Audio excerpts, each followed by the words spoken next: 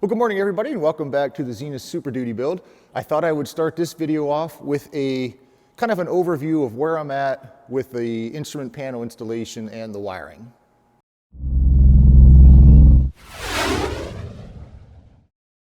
All right, first things first, let's turn the master switch on and get the Avionics booted up.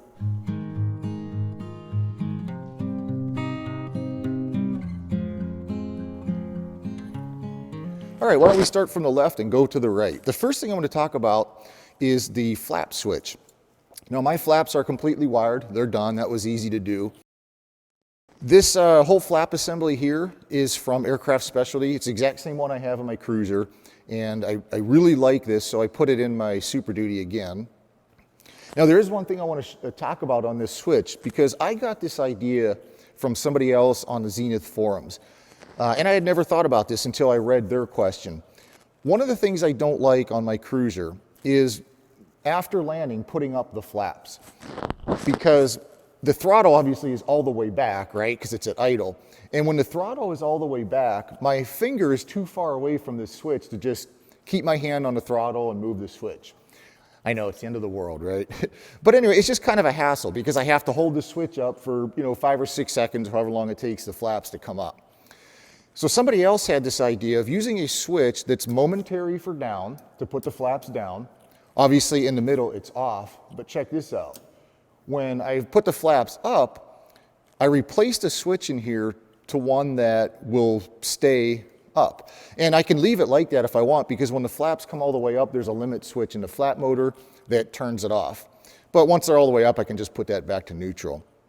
Now the only problem with this is the switch that comes with this unit from Aircraft Specialty is a very nice, good quality switch. And I actually had a really hard time finding a switch that was momentary off and then on. But I did find one and I ordered it. The only problem with this switch though is the switch rotates. It's not, I don't know how to explain it, but it's not secured in there or whatever. Like the one from Aircraft Specialty, there's 2 little set screws on here, and once you put it on here, this doesn't rotate. On this switch, it does. So it's some kind of little hassle if you bump this or something, it's a little bit crooked. But I do like the idea that I can just flip it up while I'm taxiing and the flaps will go up. So I don't know, we'll see how I like it. If I don't like it, I'll put the other switch back in it. But anyway, I like this. I thought that was a really good idea to have a different switch here. This is my flap, or my trim, my elevator trim, and nothing with this is wired up yet because this gets wired into the autopilot and I have nothing with the autopilot wired yet. This little knob right here is my external dimmer for the Dynon screens, and you can kind of see if I turn this all the way up, I know it's light in my hanger, but you can kind of see how the screens get brighter and then they get darker here. So that's kind of cool. Obviously my throttle goes right here. So this little section right here is all done except the trim. Now this little button up here is the autopilot disconnect. So you just press that and the autopilot disconnects. This button is also lit up. I don't know if you can tell, but it's also connected to the dimmer so that when I turn the dimmer up and down, that switch gets brighter and darker. Now of course I have the 2 EFIS screens, and I have an issue with this right now that I can't figure out. It says AHRS fail on there, and I'm not sure why. Because when I go through all the setup menus, it recognizes the AHRS, doesn't give me any errors. So I don't know if there's just something in here I have to set. But anyway, I'm not getting any info right there now. Here's all my engine gauges down at the bottom. Obviously, nothing with the EMS module is connected up. My GPS I haven't started wiring yet. Then I have my COM, my knob panel, and the autopilot panel. And the autopilot panel is not wired yet. There's really nothing to wire with the knob panel. It's just a network connector that gets plugged into the back, so that's ready to go. And I have the COM is all wired. You can see it's connected to the Dynon. You can put the radio on the top here. You can change frequencies and stuff like that. But I don't have the headphone jacks connected up yet. I have to wire that yet. Over here, just the ELT, the other screen, and then of course, the circuit breakers. I showed you guys this before. This is my USB port with the voltage. So that looks kind of cool with having it lit up like that. Right here is the key to start the airplane. And I actually wanted to get these wires run because this is pretty easy to do. But on the bottom here, they're made for ring terminals and screws. And I'm pretty sure this comes with the screws, but I lost the box to this that has the key and the screws in it. So I can't really wire that right now. You know, guys, one of the problems I have, and I think I've mentioned this before, is that I really like to have a very clean, neat, orderly hangar. Like, I don't want anything along the walls. I like it nice and open. I like my workbench area kept nice and clean. So I'm always putting things away. The problem with that is when I put things away, 6 months from now when I need it, I can't remember where away is. I can't remember where I put it. So that start switch it just comes in a little brown box. I know exactly what the box looks like. And in that box are the keys and I think the screws for the bottom. But I can't find that stupid box. And there's only so many places where I could put things, but I have no idea where it's at. So hopefully I'll accidentally come across it at some point and I can install and wire the key switch. You can see under the primary EFIS screen I have my switches. So let's take a look at some of the lights. If I turn the beacon light on, we have a nice beacon light on the bottom. It's really bright. Next in line are the nav lights and the strobe lights, and all of the wires from those two switches are run through the fuselage, back there behind the bulkhead, up through these channels, and actually there's the two wires right there. One is for the nav and strobe lights, the other one is for the recognition lights on the leading edge. Now the next switch I have is for the recognition lights, which can also be moved up to the wig-wag. Now this one is kind of cool. Let me show you how it works. Moving the switch to recognition, both lights come on. If I move the switch to wig-wag, those same lights will now wig-wag. And if I move it back to recog, they both come on steady. Back to wig-wag, they alternate. So it looks great and turned off. Works good. Next to the recog switch is the landing light, the pitot heat, autopilot servos, and fuel pump. Now the landing light, obviously nothing's connected, but I do have the wires run from the landing light up to here in front of the firewall because I will probably put an LED light on the bottom of the cowling. So that's all wired and ready to go. The pitot heat, all of those wires are run all the way up to right here actually. These will plug, I'll put a connector on here and those will plug into the wing. We have the autopilot servos, it's not hooked up yet, and also the fuel pump. Again, it's not wired up because I don't have a fuel pump installed yet, but that wire is run all the way up to the front of the firewall, ready to go. So now I'll show you some of the other little odd and end things that I've been getting done. You can see on the left of the screen there is the primary and backup AHRS. That cable to the right of that, the silver one, is a splitter that comes from the back of both of those AHRS. Then it plugs into a 10-foot network cable and goes all the way up to the EFIS screen. But that cable was, it's not heavy, but with those two connectors on there, there's little heft to it.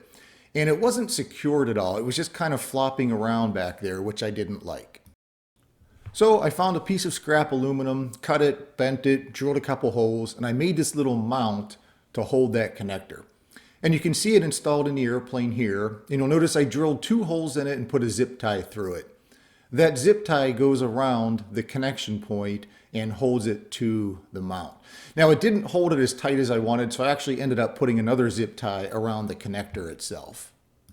Now just looking at the back of the airplane, this is the radio, and the D25 connector that goes in there, you'll notice, isn't complete yet because there's a couple additional wires that will get inserted into there. These are the dual AHRS. You can see there's a pitot and AOA line coming out of each of them. They get joined into one each, and those lines go up to the top. They run through that roof channel and out to the left wing. Now I think on my next video I will have an update on my aileron servo because I think I've got that completely figured out now. So I can get that installed and actually wired up. But for now, what I want to do today is I want to build the D25 connector that goes from the ARINC 429 up to the GPS.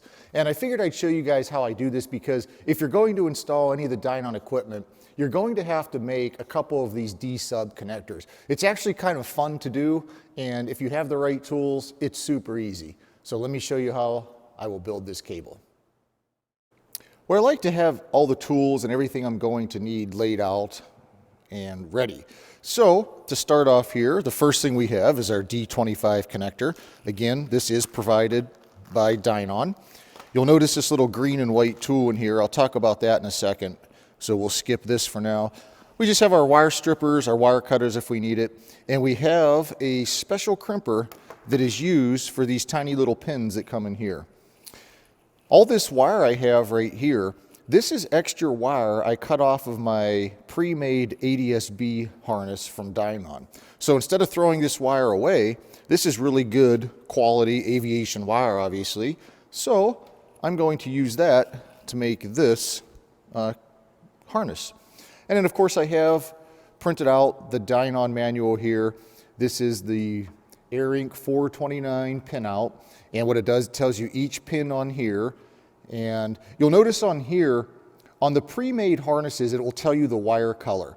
On here, the wire color is determined by builder, and that is because obviously this doesn't have any wires connected to it. It's not pre-built. So what I'll do is, since I have a bunch of different colored wire here, for example, when I put a wire and a pin in hole number 3, I'll make a note on here that that's the orange wire, for example. And of course, this is 2 pages here. It's a D25. So this has the first 11 pins. And then on here, we have 12 through 25. So you can see there's a whole bunch of them that don't even get used. So I'm just going to put a wire in each one that gets used. And I'm assuming later on the instructions for the GPS will tell me where each of these pins connect to the D-sub connector in the GPS. And this is going to be the Garmin GPS, not the Dynon. All right, first thing, let's open up this package and see what's included here with the connector. We have this little tool, and that's for inserting and removing the pins. We have the body of the connector. We have all of the pins, and of course, the actual connector itself. And since this is a D25, there's 25 holes in there. Now let's talk about these 2 little tools right here. This is for inserting and removing the pins. This one here is made out of plastic, and I found that it really doesn't work too well. It really just kind of bends and breaks the plastic if you really need to use it. Steinair sells the exact same tool made out of metal. So instead of the arms being plastic, it's got nice metal ones. This is a really nice tool. It's less than 10 bucks. I would recommend you buy one of these. And also, while you're at Steinair, go ahead and pick up one of these crimpers because it's what you're going to need for these pins. I'll put a link to these down in the description box. All right, let's get started building this. All right, as we look at the pin numbers here, pin 1 and 2 don't get used. So I'm going to start with pin number 3, and because I have it here, I'm going to make pin number 3 orange. So I'm just going to write in here, pin number 3 is orange. Now, if you guys have been nervous at all about wiring your Dynon, you're going to laugh when you see how easy this is to do. First thing I'm going to do is take my wire. I'm going to take my wire strippers and strip off just maybe about 3/16 of the end of that wire. There we go. Now the wire is stripped.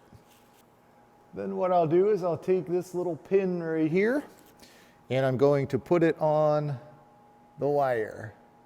I know you can't see what I'm doing, but all I did was put that pin on the end of the wire. Now we take our special crimper here, we put it in the hole just like that in the back. Push it all the way in. Oops, there we go. Now you can see it. Just put it in the hole, push it in, and squeeze it. There we go. Now we have a nice professionally crimped pin on the wire. You can't pull it off. You don't need to solder it. That's it. Now here's our connector, and since we're starting with pin number 3, how do we know which hole to put this in? You can't see it on your screen, but if you look really closely on here, molded on the plastic here are numbers next to each hole. If you can't see it, then just grab a magnifying glass and you'll be able to see it. But anyway, they're on there. And in this case, on the top right is hole number 1. And since we're starting with pin 3, this goes in hole number 3. So you just count over 1, 2, 3. You take it and you push it in until you hear it click or snap. And there you go. It's in there. Nice and easy. Now we can just start doing all of the other ones. Now if you have difficulty pushing it in and you don't hear it click, that's what this tool is for. The white side is used to wrap around the wire and it grabs that little metal pin and pushes it in. If you accidentally put it in the wrong hole, no problem. The red side of this tool is used to remove the pin. What you do is you just put the red or the metal part here over the wire, you push it in until you hear it click, and then you'll be able to pull out the wire nice and easy. So again, having the right tools makes this job fun and enjoyable. So simple, that's easy. All I have to do now is just put a pin on each of the other colored wire and insert it in here. Well, my cable is all done. You can see here's all the wires. Each one is a different color. And in the manual here, next to each pin, I wrote down the color of the wire so that later when I'm wiring this, I know, which one's which. Now I'm going to butt in here for a second because as I'm sitting at the computer editing this video, I noticed something. Hidden in all these ones that aren't used is pin number 20, which is a ground. I didn't put that in there. I looked at this whole section here and thought all these pins didn't get used. So I actually missed pin number 20, the ground. So I have this connector already all done. Now I need to take it back out of the airplane and add one more wire to it. So this is kind of nice. It was fun to build. And one of the advantages of building multiple airplanes is I have quite a collection of aircraft wire here. This is all good quality aircraft wire. You do not want to go to Home Depot or somewhere and buy wire. Just get all your wire from Steinair. That's what I recommend. You're going to need to get some tools from them anyway. But anyway, it's nice to have a big bench stock of wire here that I can use to make these cables. Now, the last thing we have to do is put on the the plastic housing. Oh, one other thing I wanted to mention is, since this is a D25 connector, there's 25 pins, but we're only using 9 of them. But they give you enough pins for all 25. So you have some extras here if you screw up or you want to practice or whatever. So don't be afraid to play around a little bit. The last thing I did was I put a piece of heat shrink tubing here that I haven't shrunk yet, but I put this on here to protect the wires because, and I'm going to show you, right here is where the wires get clamped. This is the little clamp with the screws that are going to hold the wire to the case. So having the heat shrink on there just protects the wires as that clamp goes on here. All right, I've got this shrunk on here, and this is super simple on how this goes together. We're just going to put the connector here in the very end, and you'll see there's a little slot that it goes in. And we're going to get our wires over here throughout the back. We'll put this little plastic piece right here over the wires, flip it over, and there's 2 little screws that go in here. So we'll get this one started. All right, we'll put the second one in.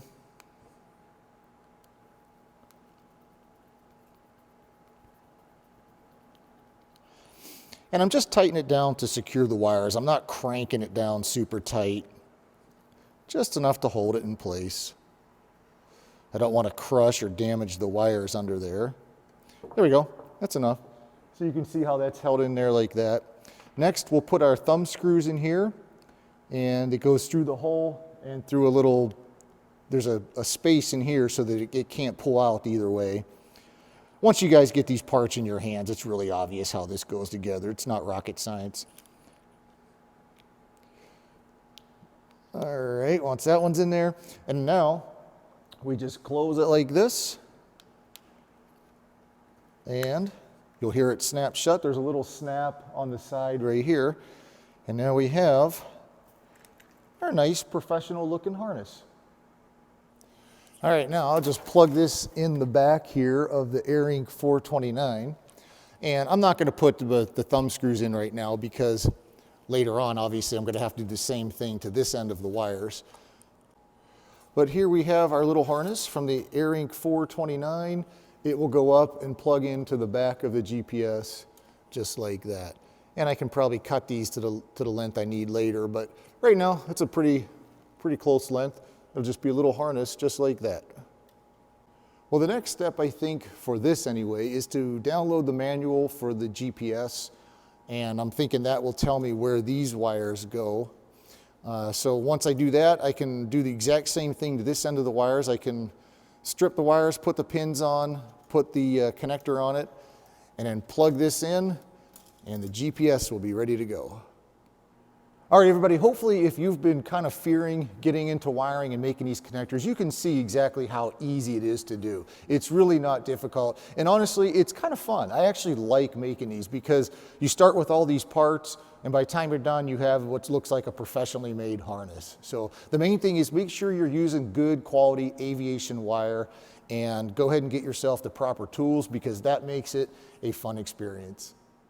Well, folks, that's all I have for you on this video. Thank you for watching. It is a beautiful day here in Michigan. Clear skies, looks like no wind. I may have to pull the cruiser out and go flying.